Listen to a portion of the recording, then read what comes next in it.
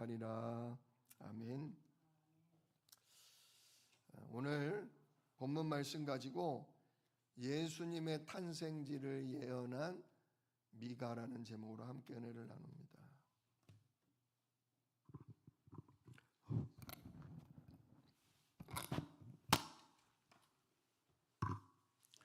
우리가 지금 소선지서를 계속하고 있습니다.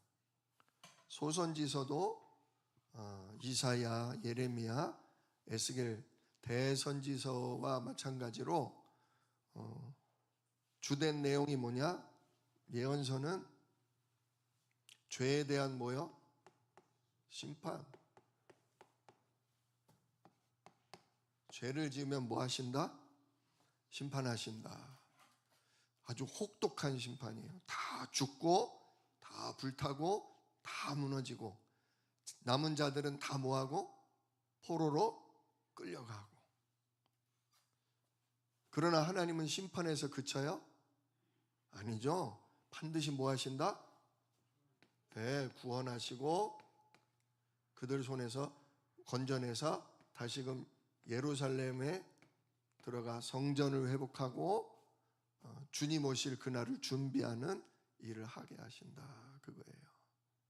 진짜 우리가 이 선지서의 핵심이에요. 이게 항상 반드시 죄에는 뭐가 따른다? 심판이 따른다. 그러나 이거로 끝나는 게 아니다. 반드시 그 다음에는 우리를 구원하시고 우리를 뭐 하신다? 심판하신다. 이게 하나님 자녀에게 주시는 인도와 복이에요. 근데 우리가 착각할 수 있어요. 제가 여러 번 말씀드렸지만 십자가로 다 끝났다 착각하시면 안 돼요. 십자가로 다 끝났다는 건 죄를 지어도 괜찮다 그런 얘기예요? 아니죠. 진짜 십자가로 끝낸 건 마귀에게 잡힌 우리의 운명, 팔자, 신분, 저 지옥 갈 심판, 그걸 끝낸 거예요. 지옥에 대한 심판이 끝났을 뿐 이 땅을 살면서 신자든 불신자든 잘못하면 뭐 받아요? 벌 받는 거예요. 하나님 왜 벌하셔요? 하나님 왜 심판하셔요? 하나님은 공의로우신 분이에요. 하나님은 뭐를 사랑하냐? 정의를 사랑하셔요. 정직하고 올바른 거, 이웃을 사랑하고 진짜 바르게 사는 거. 하나님이 그거를 싫어하지 않으셔요. 그걸 사랑하셔요. 근데 죄는 뭐 때문에 져요? 우리를 모하는 자가 있어요? 속이는 자가 있고 유혹하는 자가 있고 우리를 넘어뜨리는 자가 있단 말이에요. 그게 누구예요? 마귀잖아요. 우리가 성령 하나님 예배를 통해 말씀을 통해 성령의 인도를 받으면 정의로운 삶을 살까요? 죄인된 삶을 살까요? 당연히 정의로운 삶을 살죠. 성령이 인도하시는데 죄를 막 짓겠어요? 거짓말하고 사기치고 남의 눈물에 피눈물 나게 하고 그러겠습니까? 성령 인도는 그런 게 아니거든요. 성령의 인도는 피눈물 나는 사람의 그 눈물을 닦아주고 그들의 상처를 싸매주고 그들에게 진짜 근본 문제를 알려주면서 마귀를 꺾으신 예수, 우리를 이 운명과 팔자에서 해방하신 예수님을 알려주고 그 사람을 진정으로 도와주는 것, 그게 바로 성령 인도받는 전도자죠. 근데 그런 삶을 살아야 될 우리가 구원받았다고 난 이제 지옥 안 간다고 하면서 진짜 우리가 하나님의 성령 인도를 못 받으면 말씀을 통해 예배를 통해 인도받고 기도 속에 질문하면서 성령 인도를 못 받다 보면 우리도 모르게 뭐에 빠져요? 마귀에게 속아 죄에 빠지고 하나님이 기뻐하시는 공의가 아닌 불의에 빠진다 이거예요. 그럼 반드시 하나님 뭐 하신다? 심판하신다. 왜? 하나님 우리를 사람을 살리는 전도자, 그죠? 사단 마귀를 꺾고 하나님의 나라를 세우는 진짜 우리를 의로운 자로 택하셨는데 전도자여 살릴 자로 택하셨는데 오히려 남의 것을 빼앗고 남을 죽이고 복음을 무너뜨리는 그런 일을 한다면 하나님이 가만두시면 돼요, 안 돼요? 안 돼요. 벌을 내려서라도, 채찍질을 해서라도 다시금 뭐 하셔야 돼요? 돌이키셔야 된다 이거예요. 자녀니까 남의 새끼면 신경 써야 안 써요? 그러거나 말거나예요. 그러나 하나님이 택한 백성이, 하나님의 자녀가 진짜 하나님의 인도를 받고 하나님이 기뻐하시는 세계복음화를 이루는 전도 속에 사람을 살려야 되는데, 내 욕심, 나 중심, 돈 중심 이거에 빠지다 보니까 이게 옳은 일인지 그른 일인지 분별도 못하고 그냥 욕심이 나는 대로, 마음과 생각에서 땡기는 대로 죄를 지으면 어떻게 돼요? 반드시 문제가 오는 거예요. 그래서 하나님이 심판하시는 거예요. 구원자 예수 그리스도로 말미암아 우리를 회복하시는 거예요. 우리를 누구로? 우리를 전도자로, 우리를 살리는 자로, 우리를 하나님의 응답받는 자로 회복하시기. 그래서 회복하시는 방법이 뭐예요? 1차적으로 뭐예요? 심판이에요. 정신이 번쩍 나야 돼요. 누가 주인 돼서 이 짓을 했구나? 내가 주인 돼서 이 짓을 했구나. 현장에서 진짜 나는 나도 모르게 또 누구에게 속는구나? 사단 마귀에게 속는구나. 뉴스 얘기 하나 할게요. 뉴스 얘기하면 길다고 하는데 짧게 얘기할게요. 어저께 들은 뉴스예요. 어떤 아주머니가 은행에서 나왔는데 비가 막 오더래요. 갑자기 비가 막 오니까 아이고 우산을 안 가져왔는데 어떡하나 하는데 은행 앞에 양동이가 하나 있는데 그 양동이에 아주 낡아 빠진 우산이 하나 꽂혀 있더래요. 보니까 우산살도 실밥이 풀려가지고 이렇게 튕그려져 나왔어. 오래됐어. 우리 보통 그런 우산 보면 뭐라고 생각해요? 아, 누가 버렸구나. 왜? 영 낡고 못 쓰게 생겼으니까. 그래서 그 아주머니가 급히 잘 됐다 싶어서 이거라도 쓰고 가야지 우산을 쓰고 집으로 갔대요. 근데 그 다음날 경찰이 왔어. 경찰이 와가지고 똑똑똑 두드리더니 어저께 무슨 은행에서 우산 가져오셨죠? 그러더라고요. 네. 그거 버린 것 같아서 쓰고 왔는데요. 왜요? 그 신고가 들어왔습니다. 저랑 같이 경찰서로 가주셔야 되겠어요. 아니 그게 아니고 보세요. 이거예요. 그냥 버린 것 같아서 그러니까요. 그게 다른 사람의 것을 들고 오신 거예요. 그리고 신고가 들어왔기 때문에 일단은 경찰서로 가서 조사를 받으셔야 된다고. 그 조사를 받는 거예요.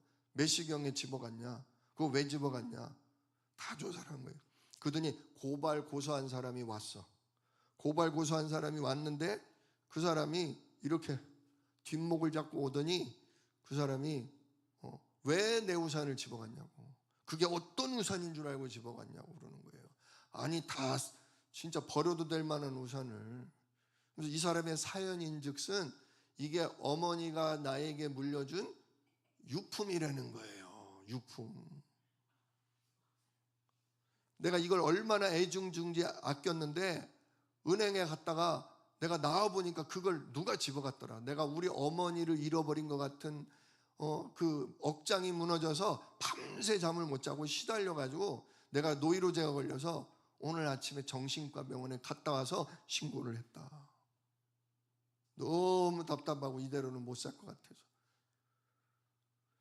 기가 막히잖아요. 그죠? 무슨 얘기인지는 알겠는데 내가 도둑질한 것도 아니고 결국 어떻게 됐냐? 변호사를 한테 알아보니까 누구 잘못? 집어온 사람 잘못이래요. 우리나라가요 무서워요. 어디든지 CCTV가 다 있고요. 차마다 전부 다 찍고 있어서 경찰이 조금만 노력하면 다 잡아내요. 그 사람이 하는 말, 내가 우리 엄마의 이걸 잃어버리게 해서 나를 놀래키고 나를 병원 약까지 먹게 했으니까 300만 원의 합의를 보자는 거예요. 그래서 꼼짝없이 300만 원의 합의를 했다는 얘기예요.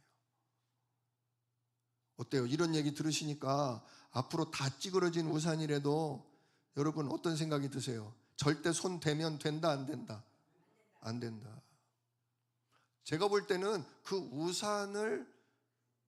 우산을 거기 그냥 어머니 유품이라면 그렇게 놔두고 가야 돼요?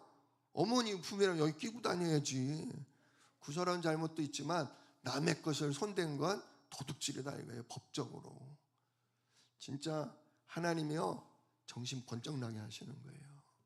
다시는 뭐하지 못하도록, 남의 것에 손대지 못하도록. 그래야 우리가 뭘 잘할 수 있어요? 진짜 다른 사람을 살리는 전도자로, 진짜 하나님의 응답을 누리는 증인으로 일어서게. 이렇게 우리를 회복시키시려고 하나님은 반드시 우리가 잘못했을 때 뭐한다? 심판하신다. 그러나 우리를 쓰셔야 되기 때문에 우리를 용서하시고 우리를 구원하시고 반드시 우리를 쓰시기에 뭐 하신다? 회복시키신다. 이게 바로 소선지서나 대선지서나 똑같은 내용이에요. 주된 주제는 심판과 회복이에요. 자, 오늘 미가에 대해서 좀 잠깐 얘기할게요. 미가는요, 남유다의 선지자예요. 자, 그런데 남유다에게만 말씀을 전한 건 아니고 남유다와 함께 북이스라엘에 대해서도 말씀을 선포했어요. 자, 그리고 이 미가야는 이름 뜻이 뭐냐? 미가가 아니라 원래 미가야, 이거를 줄여서 그냥 미가 부르는 거예요. 미가야.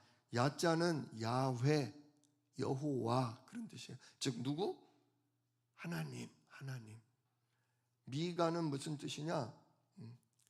하나님과 같은 자 어디 있냐? 이런 뜻이에요. 하나님과 같은 자가 어디 있냐? 하나님 같은 분이 어디 계시냐? 이런 뜻이에요. 미가서 7장 18절 보면 이런 말씀 나와요. 주와 같은 신이 어디 있으리까? 주와 같은 신이 어디 있으리까? 자, 어떤 신이요? 어땠길래 주님 같은 분이 없대요? 주께서는 죄악과 그 기업에서 남은 자의 허물을 뭐 하시며? 사유하신다는 건 용서하신다는 거예요. 하나님은 우리의 죄와 허물을 뭐 하신다? 용서하시며 인애를 기뻐하심으로, 인애라는 건 사랑과 자비를 얘기하는 거예요. 하나님은 사랑이 많으시고 자비가 많으신 분이므로 진노를 오래 품지 아니하시는도다. 우리가 비록 마귀에게 속아 우리가 죄를 짓지만 그 죄 때문에 하나님은 우리를 심판하고 야단을 치시지만 하나님은 우리의 죄와 우리의 허물을 결국 뭐 하시며? 용서하시며 우리에게 하나님이 사랑을 베푸사 진노를 오래 품지 아니하신다. 이스라엘이 남유다가 포로된 지 얼마 만에 포로에서 해방돼 돌아와요? 70년. 길어요, 짧아요? 개인으로 보면은 되게 길죠. 평생이니까. 그러나 나라의 역사로 볼 때는 짧은 거예요. 그잖아요. 우리나라도 5,000년 역사래잖아요. 5,000년 역사에 잊지 말라고 70년 동안 혹독하게 하나님 뭐 하시는 거예요? 야단치시는 거예요. 정신이 번쩍 나도록. 자, 그래서 미가는 여호와와 같은 분이 없으시다. 하나님은 우리의 죄를 용서하시며 하나님은 진짜 우리에게 진노를 오래 품지 않으신다. 하나님은 자비로우시고 은혜로우신 분이다. 이 하나님처럼 우리를 용서하고 자비와 은혜를 베푸시는 분이 없다. 그 뜻이 뭐다? 미가야. 결국은 뭐 하신다는 거예요? 구원하시고 뭐 하신다? 회복하신다. 이걸 전하는 거예요. 자, 그러면서 이제 한번 살펴보겠습니다. 자, 1장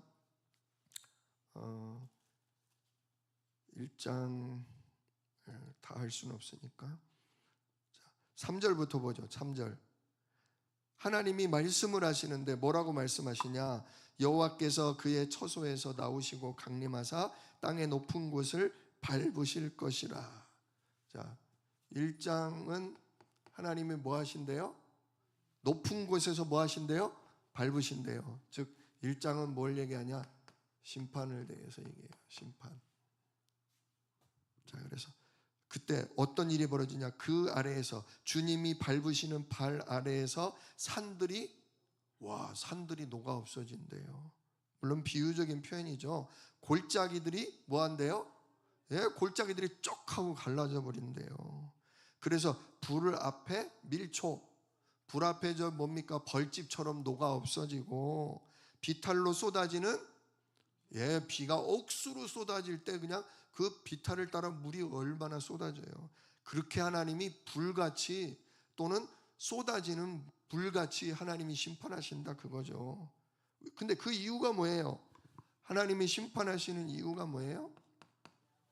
네, 5절에 나오죠. 이는 다 야곱의 허물로 말미암음이요 이스라엘 족속의 죄로 말미암음이라. 뭐 때문이래요? 허물과 죄 때문이라. 허물과 죄 때문에 뭐 하셔요? 심판하셔요. 근데 나중에 뭐 하신다고요? 예, 허물을 다 사유 용서하시고 노를 오래 품지 않으신다. 그래서 뭐다? 여호와와 같은 분이 어디 있냐? 미가야. 그렇죠. 그러나 심판할 때는 제대로 무섭게 불같이 쏟아지는 그냥 폭포물처럼 치신다 이거예요. 근데 그게 이제 허물과 죄 때문인데, 어떤 죄와 허물이냐 보시요. 5절 중반부터 나오죠. 야곱의 허물이 뭐냐? 사마리아가 아니냐. 사마리아에 뭐가 있냐? 황금 송아지가 있어요. 북이스라엘 사람들이 세절기 때마다 예루살렘 성전에 내려가서 어린 양 피제사 드려야 되는데, 북이스라엘 왕이 남유다로 못 가게 만들려고 예루살렘 성전보다 더 멋지게 짓고 거기에 커다란 황금 송아지를 지어서 사마리아에서 예배를 그냥 대신 드리게 하는 거예요. 하나님 대신에 누구를? 우상을 섬기게 하는 거예요. 그래서 야곱의 허물이 뭐냐? 사마리아, 그 우상 신전에서 죄 짓는 거다. 또 유다의 허물은 뭐예요? 유다의 산당이 무엇이냐? 예루살렘이 아니냐? 자, 누가 예루살렘 성전 지었어요? 솔로몬이 지었죠. 솔로몬이 성전을 지었는데 부인을 이방 여자를 많이 얻다 보니까 이방 여자들이 예루살렘 성전을 보면서 뭐라고 그래요? 나는 무슨 신 섬기는데, 나는 초승달 신 섬기는데, 우리 집안은 무슨 신 섬기는데, 나를 사랑한다면 나를 위해 우리 신의 신전을 조그맣게라도 지어주세요. 그러다 보니 예루살렘 성전 옆에다가, 나중에는 그 자리도 모자라니까 어디에? 예루살렘 산 곳곳에다 뭘 지어요? 당집들을 지어주면서 거기에 우상을 섬기게 만들었다는 거죠. 결국 솔로몬 때부터 시작됐던 다른 신을 섬기는 것, 그 죄로 말미암아 그 자손들이 계속 못 섬기는 거예요. 북이스라엘은 세절기 때문에 못 내려오게 하려고 황금 송아지 만들고, 남유다는 솔로몬 왕 때부터 여인들 말 들어주다가 우상 섬기다 보니까 후손들이 그게 전달돼서 남유다고 북이스라엘고 전부 여호와 하나님과 함께 짬뽕으로 누구도 섬겨요? 우상을 섬긴단 말이에요. 진짜 그래서 하나님이 심판하신다 이거예요. 자, 우리 삶을 한번 돌아볼까요? 우리가 주일마다 예배드리죠. 우리가 새벽 예배도 드리고 이렇게 수요 기도회, 금요 기도회도 드려요. 우리가 누구 섬겨요? 하나님 섬겨요. 오직 예수 섬겨요. 근데 말이 오직 예수지 실제로 돈 좋아해요, 안 좋아해요? 돈 싫어할 사람은 있어요. 저도 좋아해요, 돈. 저도 좋아해요. 저도 누가 돈 주면 좋아해요. 근데 문제는 뭐냐? 그리스도보다, 복음보다 뭐가 더 좋아? 돈이 더 좋아. 돈이 더 좋아. 아, 주일날 교회 나오는 건 좋아. 근데 주일날 헌금하기가 좀 아까워. 11조? 와, 진짜 내 피 같은 돈 10분의 1을 이 돈이면 모두 사고, 이 돈이면 모두 사고. 그죠? 예수님을 안 믿는다는 게 아니에요. 예수님을 믿고 하나님 사랑한다는 말은 그러는데 실제로 뭘 더 좋아해요? 돈을 더 좋아해요. 돈으로 뭐 쓰고 즐기는 걸 더 좋아해요. 돈 없어지는 일이 생기면 어떻게 해요? 이걸 죽여 살려. 누가 내 돈 뺏어가면 이걸 죽여 살려. 예? 난리 나요. 그죠? 돈 더 사랑하는 거예요. 진짜 하나님께 질문하고 복음과 전도 속에서 생각해야 돼요. 하나님, 내가 땀 흘려 수고해서 이 돈을 벌었는데 하나님이 나에게 귀하게 쓰라고 준 이 돈을 누군가가 도둑질해 가려고 그러는데 하나님, 이유가 뭡니까? 제가 뭘 잘못했나요? 하나님, 진짜 내가 이 복음보다 내가 이거 더 사랑해서 그런 건가요? 아니면 하나님, 저 사람에 대한 어떤 계획이 있어요? 질문해야 돼요. 질문해야 돼요. 내 돈은 누가 지켜요? 누가 지키긴 누가 지켜? 내가 지켜야지. 내 돈 내가 지킬 수 있을 것 같아요? 하나님이 허용 안 하면요 10원도 못 건져요. 10원도 못 건져요. 하나님이 지켜주셔야 돼요. 자, 하나님이 지켜주신다. 내 돈 누가 건드릴 수 있어요? 없어요? 내 돈 누가 건드리면 가만 안 두셔요. 하나님이. 진짜 하나님 앞에서 생각하세요. 진짜 완전 모든 주권을 가지신 하나님 앞에서 생각하세요. 돈도 소중한 것도 진짜 하나님 나와 함께 하신다. 나는 돈이고 건강이고 뭘 주셔도 나는 복음 때문에 전도 때문에 산다. 말만 하지 마시고 실제로 돈 가지고 헌금도 하시고 돈 가지고 전도와 선교하는 일에 힘쓰시고 그러면 하나님 더 줘요 안 줘요? 더 줘요. 더 줘요. 왜? 돈을 주면 줄수록 꼭 필요한 일에 하나님이 기뻐하시는 일에 쓰는데 더 안 주실 이유가 없어요. 더 많이 주시지. 그러니까 돈을 사랑하는 게 아니라 내 것을 사랑하는 게 아니라 누구를 사랑하는 거예요?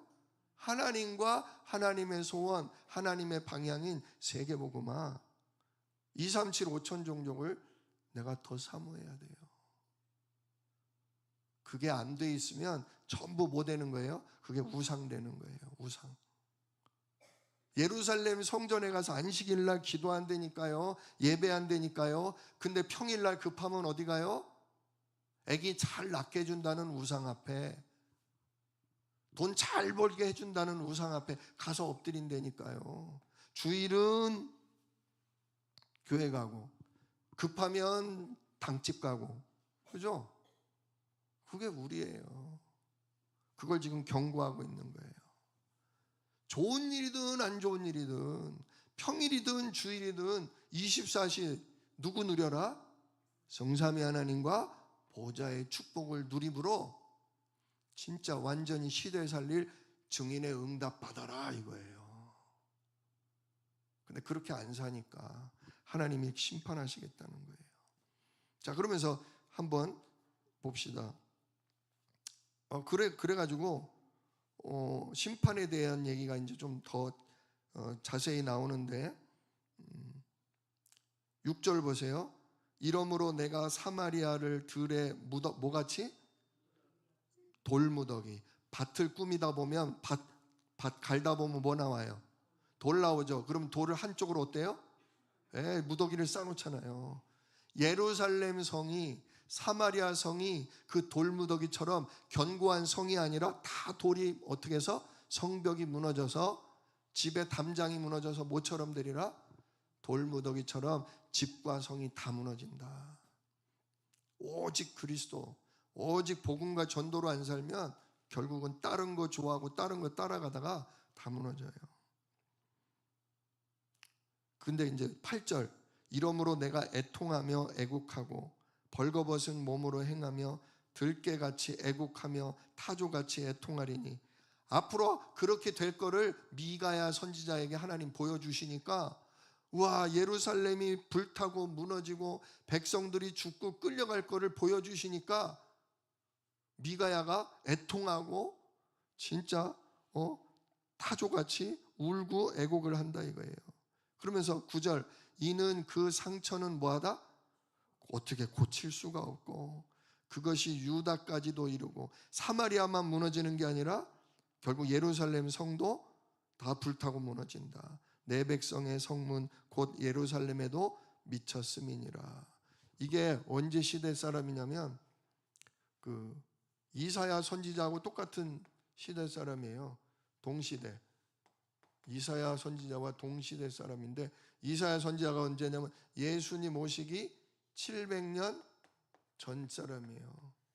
근데 저기 뭡니까? 이 예루살렘은 500년대에 무너지거든요. 아직도 150년 남아 있어요. 그런데 하나님이 진짜 자꾸 여호와 하나님 오직 그리스도 쪽이 아닌 세상 것, 육신의 것, 그래서 우상 숭배, 영적인 간음을 저지르니까 하나님이 이렇게 무너뜨리실 걸 보고 지금 미가야가 애통하고 그 상처가 어떻게 위로를 받을 수 없을 만큼 아플 거다 얘기하는 거예요.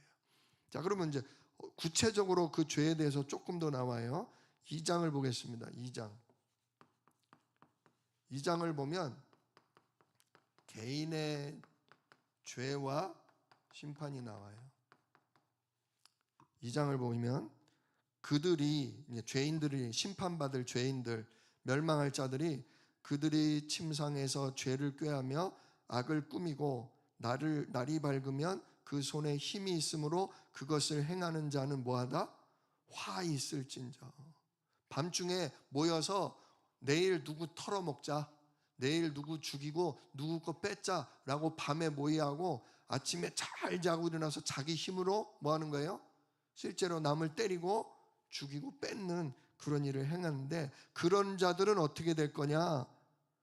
2절, 밭들을 탐하여 빼앗고 집들을 탐하여 차지하니 그들이 남자와 그의 집과 사람과 그의 산업을 강탈하도다. 진짜요.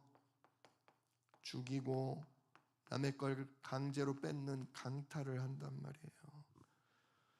그래서 3절, 그러므로 여호와의 말씀이 내가 이 족속에게 재앙을 계획하나니 너희의 목이 이에서 벗어나지 못할 것이요 또한 교만하게 다니지 못할 것이라. 이는 재앙의 때임이라 하셨느니라.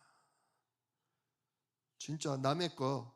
그러니까 이게 지금 언약 백성, 전도자가 해야 될, 전도자로 살아가야 될 유다 백성이 이런 짓을 지금 꾸미고 있단 말이에요.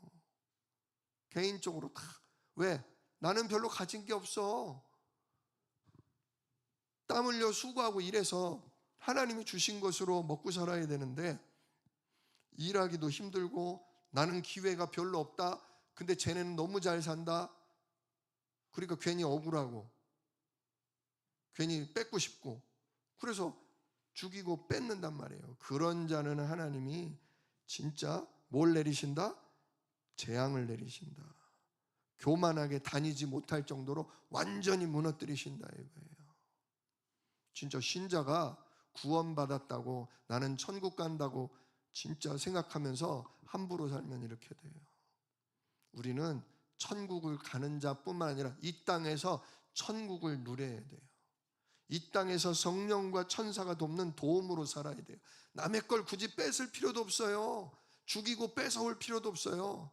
내가 복음과 전도와 후대를 위해 산다. 내가 이제 세 가지 뜰과 진짜 금토일 캠프를 위해 산다. 그럼 하나님 뭐 하신다?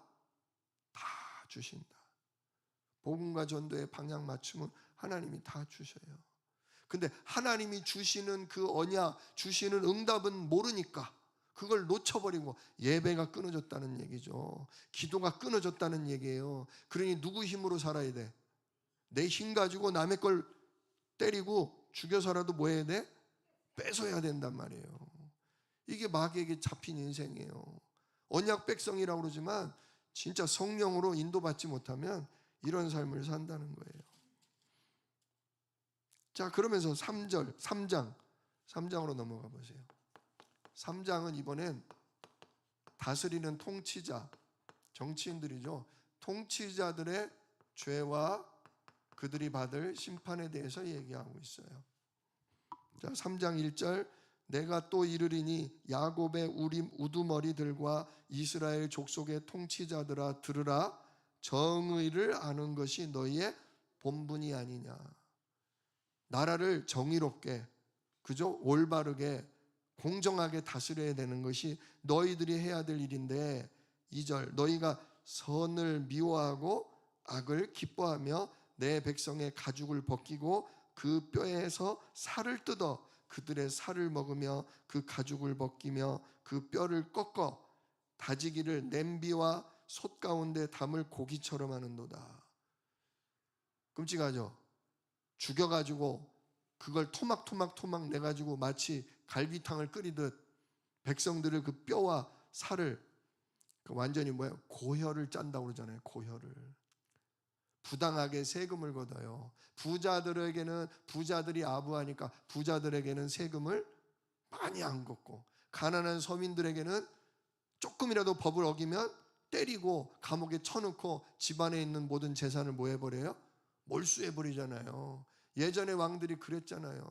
양반들은 진짜 엄청난 땅과 엄청난 그 소득을 얻는데, 그 밑에 소작농들, 그 사람들은 농사 짓고 다 떼주고 나면 그저 한 겨울 나기도 얼마 안 될 만큼밖에 안 남았는데, 거기다가 뭐를 갖다 바쳐라, 진상을 갖다 바쳐라, 안 내면 어떻게 해요?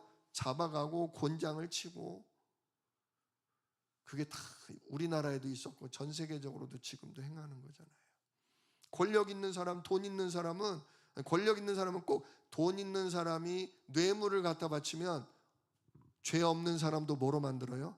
죄인으로 만들어서 그 집안 뺏어버리잖아요. 그런 일을 지금 얘기하고 있는 거예요.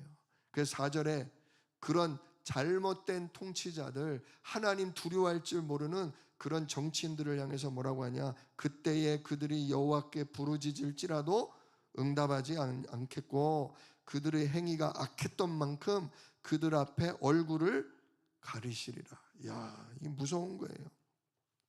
통치자들의 어떤 심판하냐? 기도에도 응답을 뭐 하신대요? 안 하신대요. 죄를 지은 만큼, 죄가 심하게 지으면 지을 만큼 아무리 기도를 해도 하나님 뭐 하신대요? 돌아보지 않으시고 얼굴을 돌리신대요.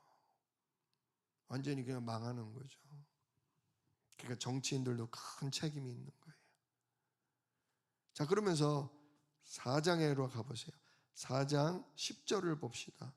4장 10절을 보면 딸 시온이여 해산하는 여인처럼 힘들여 나을지어다. 이제 네가 성읍에 나가서 들에 거주하며 또 바벨론에까지 이르러 거기서 구원을 얻으리니. 자, 이스라엘 백성이 해산하는 여인처럼 고통을 당해요. 그죠?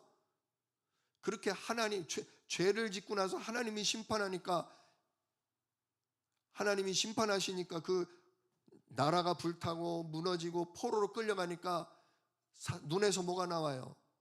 눈물이 나오고 입에서 뭐가 나와요? 한숨과 서러움이 쏟아져 나와요. 그걸 뭐에 비유했냐? 해산에 가는 누구? 여인처럼. 여자들 애 낳기 전에 어때요? 아이고 그러잖아요. 죽겠다고 그러잖아요. 그죠? 진짜 죽을 지경인데 그렇게 소리를 지른다. 그런데 그렇게 회개하고 여호와 하나님께 부르짖으면 바벨론까지 이르러. 남유다 백성이 어디로 끌려갔다고요? 바벨론에 끌려갔다. 거기 끌려가서 결국은 하나님이 다니엘 같은, 그죠? 다니엘과 같은 역사를 펼쳐서 결국 거기서 바벨론까지 이르러 거기서 구원을 얻으리니 여호와께서 거기서 너를 네 원수들의 손에서 뭐 하시리라? 속량하여 내시리라. 나오게 하신다. 결국은 바벨론 땅에 가서 70년간 고통을 당하지만 70년 뒤에는 회개와 기도 속에 하나님이 다시 돌아보시고 건져내서 예루살렘으로 돌아오게 하신다. 그거죠. 자, 그러니까 심판하시지만 그러나 하나님은 우리가 울부짖고 회개할 때 짧게 혼내시고 우리를 저주 재앙 가운데서 건져내신다. 진짜요. 내가 하나님보다 돈 사랑하고 하나님보다 세상 더 사랑했다. 오늘 회개하세요. 좀 이따 시간 드릴 테니까 하나님, 내가 하나님의 능력, 하나님의 역사, 하나님의 응답, 그래서 내가 하나님 주신 힘으로 복음과 전도와 진짜 후대를 위해 살아야 되는데 그리는 안 살고 내 육신이 좋아하는 것으로 내 건강 지키는 거, 내 돈 지키는 거, 내 욕심 채우는 거, 진짜 그러는 내가 우상 숭배에 빠지고 내가 또 정의롭게 살아야 되는데 살리는 자로 전도자로 살아야 되는데 오히려 반대로 남을 해치고 남의 돈을 빼앗고 남을 억울하게 하고 주여, 그래서 진짜 이 상처를 씻을 수 없는 고통 속에 멸망 속에 하나님 나를 치시려고 하십니까? 하나님 용서하십시오. 진짜 하나님 치시기 전에, 하나님 벌하시기 전에 회개하셔야 돼요. 십자가로 다 끝났다 그러면 안 돼요. 그러다 목 부러져. 진짜 겸손히 엎드려서 하나님 잘못했습니다. 제가 남의 것을 탐했습니다.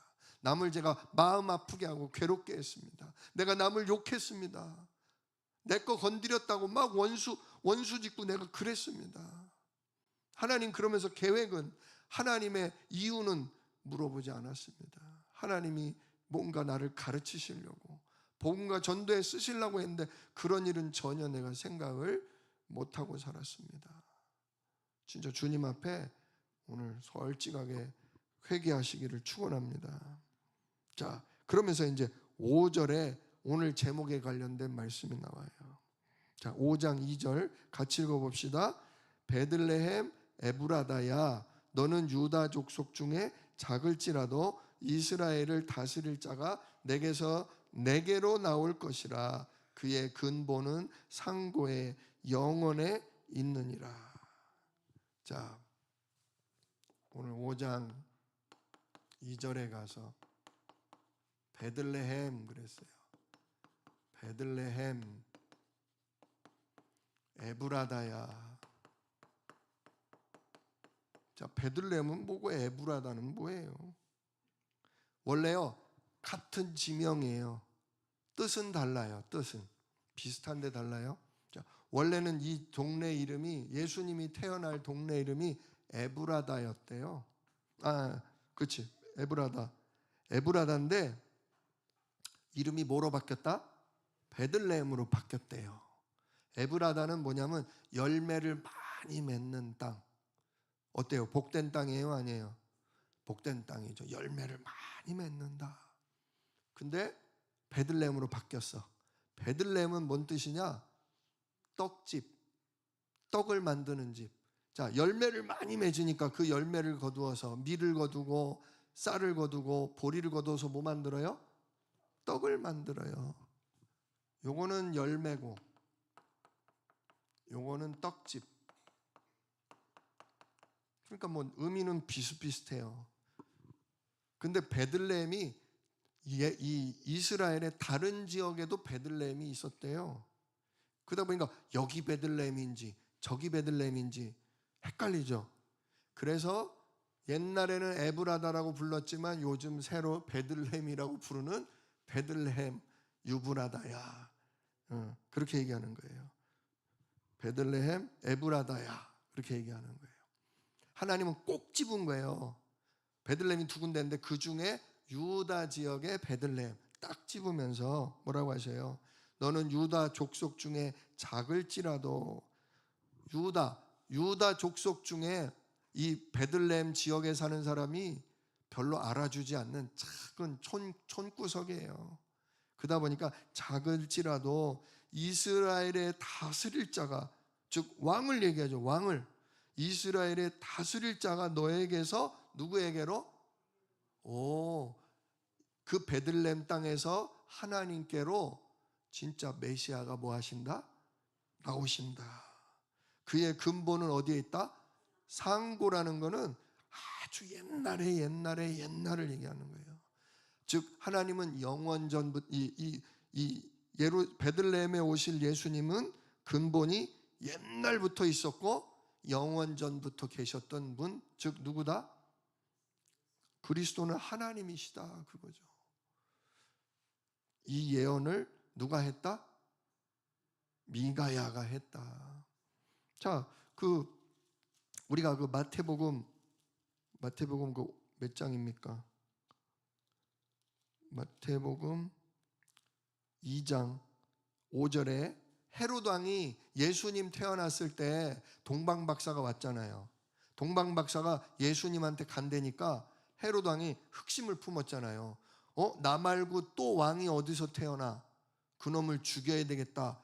나중에 동방박사가 그걸 하나님께 듣고서 헤롯 왕에게 알려줘요, 안 알려줘요? 안 알려줬죠. 그랬더니 헤롯 왕이 기다리다가 동방박사가 눈치를 채고 도망갔구나. 뒤늦게 알고서 제사장들을 불러서 물어보죠. 그 2장 4절인데 왕이 모든 대제사장과 백성의 서기관들을 모아 그리스도가 어디서 나겠느냐 물으니, 그때 요게 나와요. 2장 5절 이르되 유대 베들레헴이오니 이는 선지자로 이렇게 기록된 바 또 유대 땅 베들레헴아 너는 유대 고을들 중에 가장 작지 아니하도다. 내게서 한 다스리는 자가 나와서 내 백성 이스라엘의 목자가 되리라 하였음이니이다. 뭣도 모르고 대제사장과 서기관들이 왕한테 알려주는 거예요. 예수님 어디 태어나신다? 베들레헴에 태어난다고 예언되어 있습니다. 이 예언을 누가 했다? 미가가 했다. 진짜 잊지 마시길 바랍니다. 이게 그 예언이 미가가 한 거구나. 곧 마태복음 갈 거예요. 자, 이렇게 예수님이 오신다고 약속이 됐어요. 우리를 구원하러 예수님이 오신다고 약속을 했어요. 또 7절을 보세요. 야곱의 남은 자는 많은 백성 가운데 있으리니, 이게 바로 예수님이에요. 구원자 예수님이 많은 누구 가운데 있다? 백성 가운데 있다. 하나님의 남은 백성 가운데 있다. 그들은 여호와께로부터 내리는 이슬 같고 풀 위에 담비 같아서 사람을 기다리지 아니하며 인생을 기다리지 아니할 것이며. 자, 그 백성들 남은 예수님을 만날 백성들은 어떤 사람이냐? 여호와께로 내리는 뭐 같다? 이슬같이 귀하고 풀 위에 내리는 담비 같은 사람들이라. 그 사람들은 사람을 기다리지 않고 인생을 기다리지 않고 뭐만 기다려요? 하나님의 말씀과 하나님의 말씀이 성취될 걸만 기다리는 사람들이라 이거예요. 그런 자들이 예수님 만나고 예수 그리스도의 구원을 얻는다 그거죠. 그래서 8절 야곱의 남은 자는 여러 나라 가운데와 많은 백성 가운데 있으리니 그들은 수풀의 짐승들 중의 사자 같고 양떼 중에 젊은 사자 같아서 만일 그가 지나간즉 밟고 찢으리라. 사단 마귀를 완전히 결박하고 박살낸다 그거예요. 능히 구원할 자가 없을 것이라. 예수 그리스도가 꺾으시면 아무도 건질 자가 없다 이거예요. 막을 자 없다 그거죠. 자, 이처럼 5장은 예수 그리스도가 어디에 오시고 예수 그리스도가 남은 자 백성과 뭐 하신다? 함께 하신다. 이게 이제 5장에 약속된 말씀이에요. 자, 그러면서 이제 우리가 뭘 보아야 되냐? 하나님이 심판하셨잖아요. 그러나 누굴 통해 구원하신다? 베들레헴에 오실 예수 그리스도를 통해 구원하신다. 그러면 그분이 오셔서 우리를 어떻게 구원하시냐? 한번 그걸 봐야 돼요.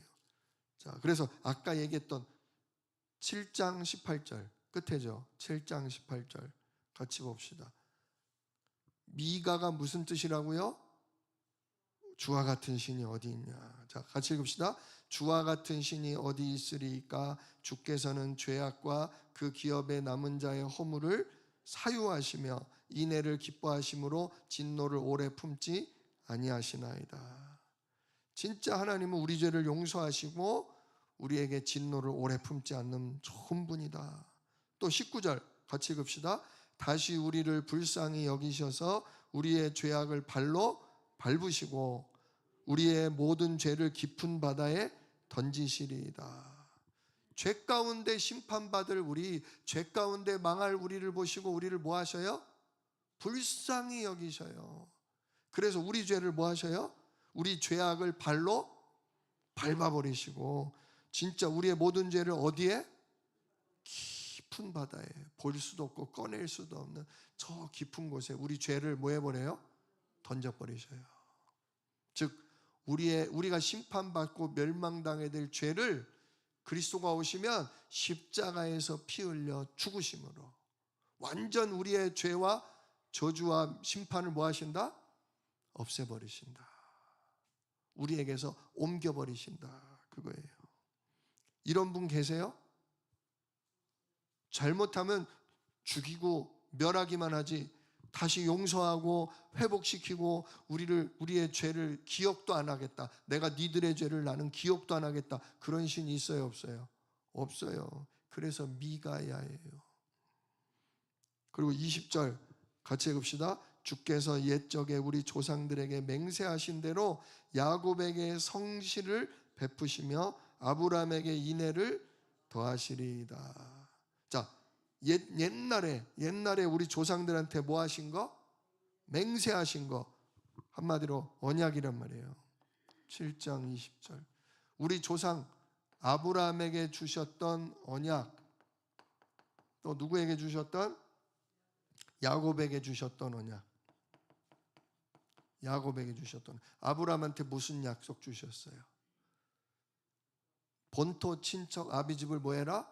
떠나라. 우상의 땅을 떠나라. 죄의 땅을 떠나라. 그리고 내가 너에게 뭐 할 땅으로? 지시해야 할 땅, 그리스도 오실 땅, 십자가에서 우리 죄를 끝낼 그 땅으로 가라. 그러면 내가 어떻게 한다? 진짜 너를 뭐 하게 하리라? 복의 근원이 되게 하리라. 약속하셨잖아요. 그렇죠? 진짜 하나님께로 돌아가면, 그리스도 붙잡으면 뭐 하신다? 복의 근원 되게 하겠다. 천하 만민이 내 씨로 말미암아 뭐 받으리라? 복을 얻으리라. 너 때문에 2, 3, 7, 5천 종족이 전부 뭐 받게 될 거다? 구원받. 네가 그리스도 누리면 네가 그 이름에 하나님 나라 성령과 천군을 누리고 그걸 전 세계에 전달하는 증인이 될 거고, 그러면 너 때문에 2, 3, 7, 5천 종족 모든 족속 천하 만민 땅끝까지 진짜 너를 증인되도록, 그들을 살릴 수 있도록 너를 뭐 하겠다? 쓰겠다라고 뭐 하셨어요? 맹세하신 대로 하나님 성실하게 그 약속을 뭐 하십시오? 지키세요. 결국 우리를 뭐로 써주세요? 내 죄를 용서하시고 나를 다시금 전도자로 세우사 성령으로 힘주시고 성령으로 인도하셔서 나를 전 세계에 살리는, 후대를 일으키는 전도자로 살게 하나님 약속하셨잖아요. 사도행전 1장 8절이 그거 아닙니까? 성령이 너희에게 임하시면 권세와 능력을 주고 그로 말미암아 땅끝까지 진짜 그리스도 전하는 증인되게 할 것이다. 마태복음 28장 20절에 뭐라고 그랬어요? 볼지어다 내가 세상 끝날까지 너희와 항상 함께 있겠다. 너희들이 비록 마귀에게 속아 죄를 짓고 나에게 지금 벌을 받지만 다시금 나는 너를 정신 차리게 해서 너를 구원하고 다시금 너를 전도자로 살리는 자로 하나님의 응답 누리는 증인으로 세우겠다고 하나님 약속하셨잖아요. 그 약속을 모아서서 들으소서, 이루어 주시옵소서, 지켜주세요. 그 약속을 지키세요. 저는 하나님이 약속 지키실 줄 붙잡습니다. 그걸 미가가 기도하는 거예요. 진짜 이제 사마리아는 곧 망해요. 북이스라엘은 곧 망해. 그리고 남유다까지도 다 망해. 그게 너무 끔찍해서 마음이 아프지만 하나님은 그 과정을 통해 우리를 구원자를 보내시고 회복하시고 다시금 우리를 귀한 하나님 일에 쓰실 줄 나는 믿어요. 이렇게 기도하는 거예요. 진짜 우리 사랑하는 성도 여러분, 이 아침에 이 저녁에 두 가지 기도하세요. 첫째는 무슨 기도? 죄로 인한 심판을 놓고 회개의 기도를 하세요. 하나님 이 시간 생각나게 하는 거 있다면, 내가 복음과 전도보다 하나님 누리는 것보다 더 내가 열심내고 붙잡혀 있는 일이 있다면 회개하세요. 누구 더 누리게 해달라고? 오직 그리스도 누리게 해달라고. 오직 성령이 나의 모든 일을 주관하시고 나의 모든 일을 통해 하나님 전도와 진짜 살리는 역사 있게 해달라고. 두 번째로 기도 제목이 뭐예요? 하나님 뭘 지키소서? 하나님의 언약, 하나님의 약속대로 나를 못되게 하소서. 하나님의 응답 누리는 증인 되게 해달라고. 하나님 진짜 나는 주님의 자비로움, 주님의 사랑, 주님의 약속 지키는 거, 나는 그것만 잡을게. 그거밖에 없어요. 나는 부족하지만, 나는 모자라지만 진짜 이 미가야의 기도처럼 하나님 아브라함에게 줬던 약속, 야곱에게 줬던 약속, 또 예수님이 마지막 때 우리 전도자들에게 주신 약속, 오늘 나에게 이루시고 우리 후대에게 이루시고 우리 주한 새생명교회 그 약속을 이루소서. 두 가지 놓고 기도하세요. 자, 먼저 제가 기도하고 마친 후에 합심해서 같이 기도하다가 하시면 되겠습니다. 기도하겠습니다. 은혜로우신 아버지 하나님 감사합니다. 진짜 여호와와 같은 신이 어디 있느냐. 그래서 이름이 미가야입니다. 하나님, 우리는 진짜 창세기 3장 근본 문제로 하나님 떠나 영적으로 어둡기에 마귀에게 속고, 마귀에게 속으면 그 죄로 말미암아 하나님을 못 누릴 뿐더러 하나님을 대적하기에 심판, 멸망당할 수밖에 없습니다.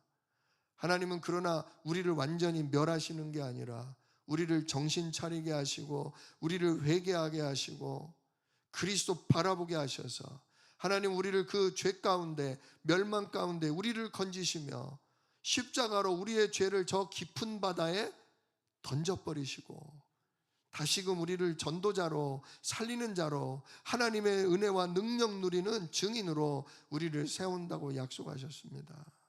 오늘 이 밤 이 말씀 의지하여서 우리의 부끄러운 죄가 있어도 하나님 앞에 낱낱이 자백하며 회개하오니 그리스도의 보혈로 덮으시고 십자가의 권능으로 우리 죄를 저 깊은 바다로 던지사 우리를 용서하시고 우리를 완전 회복시켜 주시옵소서.